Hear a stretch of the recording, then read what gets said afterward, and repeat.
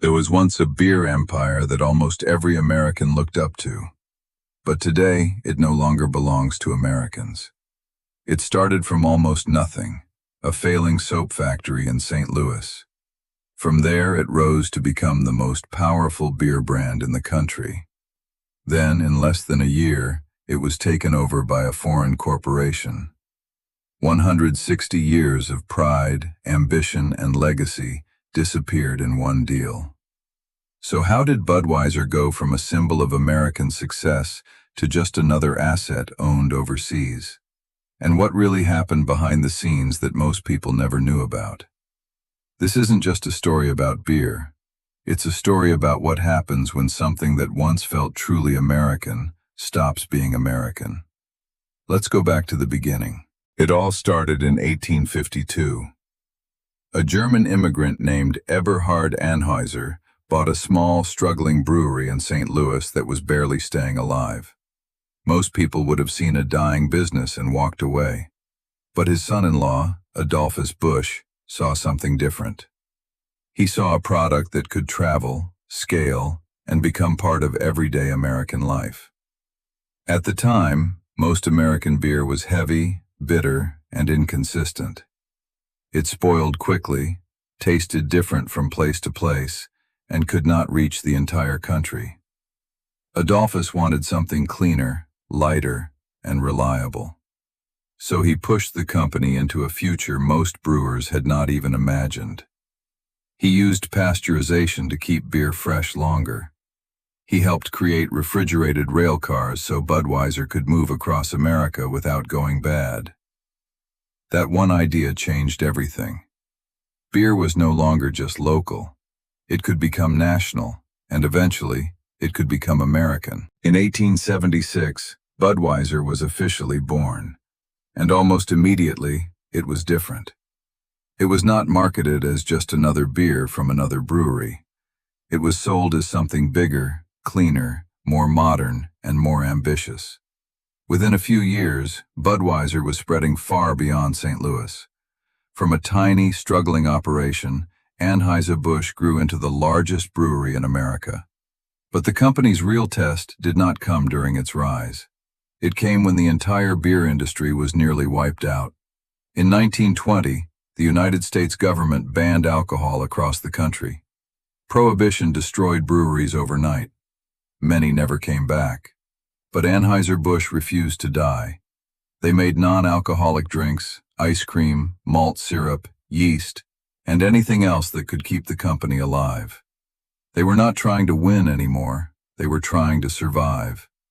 And even their most famous symbol had to be sacrificed. The Clydesdale horses, those majestic animals that once pulled elegant beer wagons through American streets, were sent to work on farms just to survive. Think about that for a second. The proud symbols of a beer empire were suddenly farm labor. That is how bad things became. The company had money problems, a broken market, and no legal way to sell the product that made it famous. But the family held on. And when Prohibition finally ended in 1933, Anheuser-Busch understood that this could not be a quiet return. They needed a statement. So they sent a team of Clydesdales pulling a beer wagon straight to the White House to deliver beer to President Roosevelt. It was dramatic, patriotic, and impossible to ignore. America saw the horses again, the beer returned, and Budweiser did not just survive the crisis, it came back looking stronger than ever. By the 2000s, the beer world had changed. Global corporations were getting bigger, faster, and more ruthless. Smaller family-controlled empires were becoming targets. And Anheuser-Busch, despite all its power, was no longer protected by the same kind of control it once had. Then came 2008. A Belgian-Brazilian company called InBev launched a hostile takeover worth $52 billion. For St. Louis, this was not just a business headline. It felt like an invasion of a hometown institution. The Busch family fought to keep the company in American hands. They pushed back. They resisted. They did not want to sell. But the pressure became too much. In the end, They could not stop it. Just like that, Budweiser was no longer American-owned. The king of American beer had changed hands, and the people who built the empire were no longer in control. What happened after the deal made the loss feel even more real. Thousands of employees lost their jobs. Longtime executives were pushed out. Budgets were cut. The company culture shifted almost overnight from family legacy to corporate efficiency. To outsiders, it may have looked like normal business, a merger, a restructuring, a global company making itself leaner. But to people who had lived around Anheuser-Busch for decades, it felt personal. These were not just numbers on a spreadsheet. These were jobs, families, traditions, and a city's identity. The brewery was still standing in St. Louis. The logo was still there. The Clydesdales were still part of the tradition. But something important had changed. The company no longer felt like a proud American empire defending its own legacy. It felt like a valuable asset inside a much larger machine.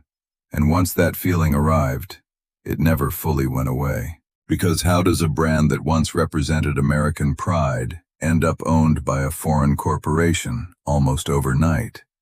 That question still bothers a lot of people. Budweiser did not disappear. That is what makes the story more painful. The bottles are still on shelves. The commercials still run. The brewery still operates. The name still carries weight. But for many Americans, the feeling is not the same. It is like walking past your childhood home after someone else bought it. The walls may still be there. The front door may look familiar. But it is no longer yours. Budweiser's rise showed what American ambition could build. Its takeover showed how quickly ownership, identity, and control can be lost. One deal did what wars and prohibition could not do. It separated the brand from the country that made it famous, while leaving the label behind. And this is why the Budweiser story feels bigger than beer. We have seen this happen again and again. American companies built by families, workers, local cities, and national pride eventually become targets for global capital. Once they get big enough, they are no longer just businesses. They become trophies. They become assets. They become things to be bought, cut, merged, and optimized. Budweiser was once a symbol of American success because it proved that a small operation in St. Louis could grow into a national icon. But now, it is also a warning. Success does not always protect a company. Sometimes, success is exactly what makes it vulnerable. The bigger the brand becomes, the more attractive it becomes to people far away from the place that built it. And by the time the public notices, the signatures are finished, the cameras are gone, and the deal is already done. So the question is not only, what happened to Budweiser? The deeper question is, how many more American icons will we watch change hands before we realize what is being lost?